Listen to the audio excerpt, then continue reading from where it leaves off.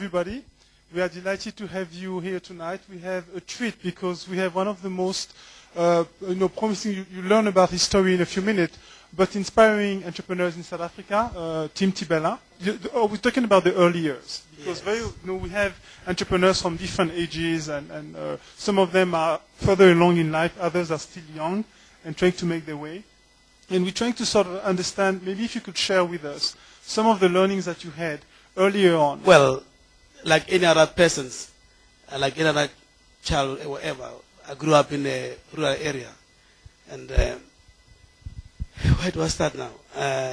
Well, it has never ever came to my mind that I will ever be in business because you'll know that previously around 80s, 85, 86, the whole country was like it was like a turmoil. There was a lot of uprisings and all sort of things.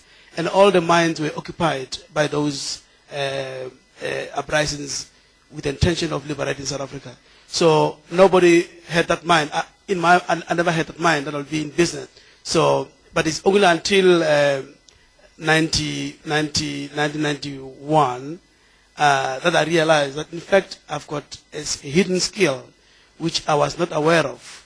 That's when I joined part-time Salam, and I joined under one guy who was my friend. And then I did so well with that guy. That guy became a top rep in the country because of my involvement with him. My previous history, I was more involved in organizations, in trade union. So, and as an activist, in most of the times you tend to develop a certain kind of skill whereby you learn to work with people and whereby you respect every individual. So, and once you respect every individual, those people also respect you.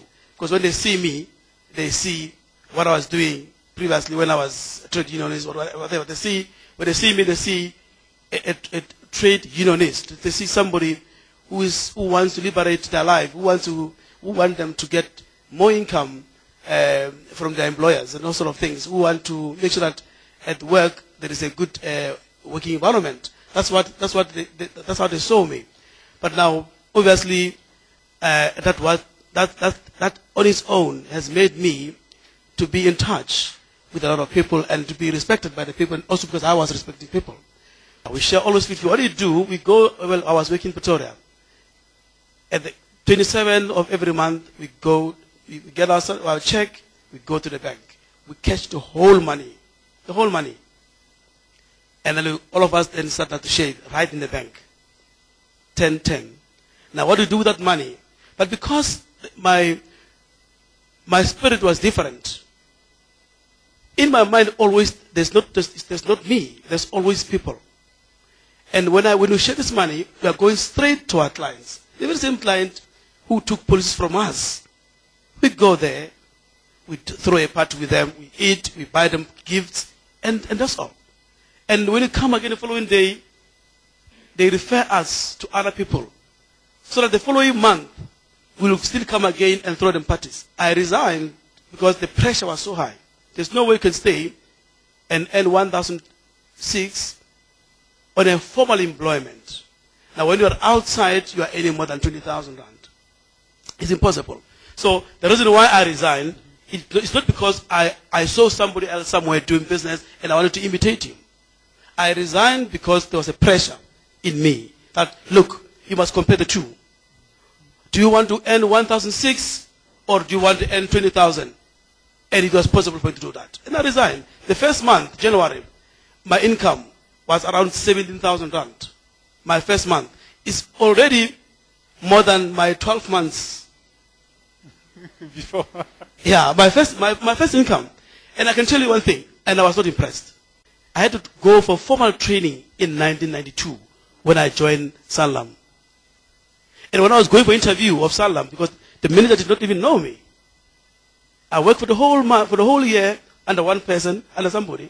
So you're invisible. And I was invisible. When I go for interview, now this guy said, no, sorry. And I went there very glamorous. I was wearing something that I don't understand what that. I said to myself, but what is this? Now, the guy, when I arrived, when I walked in, he just said, look, Mish is the guy who was with me. So this guy, there's no way I can employ you. Please, just go back with him. Now the guy said, look, if you don't employ this person, I'm also resigning. 91, 92, I've been training, and then I learned a lot about insurance. And I discovered the niche again. Because in insurance, it's one market that gets saturated. Around early 90s, there were a lot of, every year we will know that government will employ 10,000 teachers and maybe 10,000 police and civil servant will be employed. And our market was civil servant. And that market gets saturated because nobody was employed. There was no longer any other employment. There was no any other job opportunities. Now, which means the business has to go down. But then, when I was busy in the market, in the business, I learned one thing. I realized that now, look, this insurance is about insuring people upon their death. But now, the death rate here, and they're saying to us, a person above 65 cannot be insured. But the death rate of the young ones is higher than the ones above 65 years. And Salam, Old Mutual, all of them, they said, this guy is mad. There's no way you can insure these kind of people. These guys are insurable. You know that. Am I correct? Yes.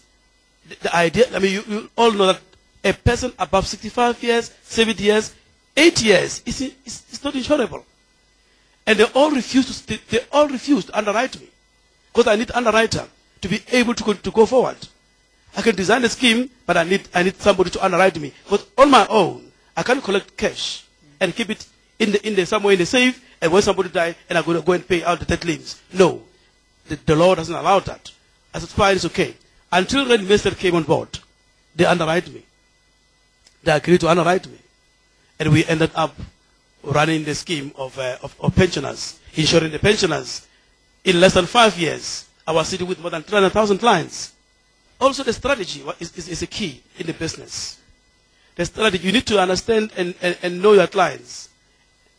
Now, I realize that, now look, in the earlys, around when the government came in 1994, the pensioners, the ones that I want to insure, they had no confidence in the so-called counselors. Because they don't know anything about counselors. What they know, these are elderlies. They know the chiefs and the kings.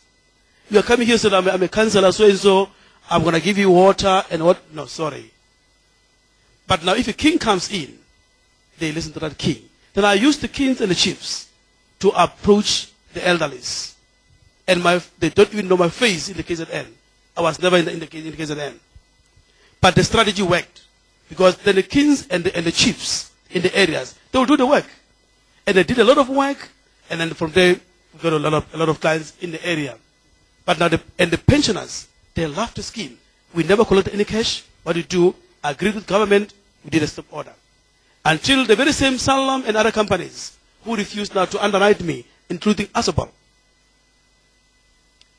they came on board to say, look, Tim, want to buy a company. I said, it's fine. I'm busy doing something else. So I sold my company to Channel Life, which is owned by Salam.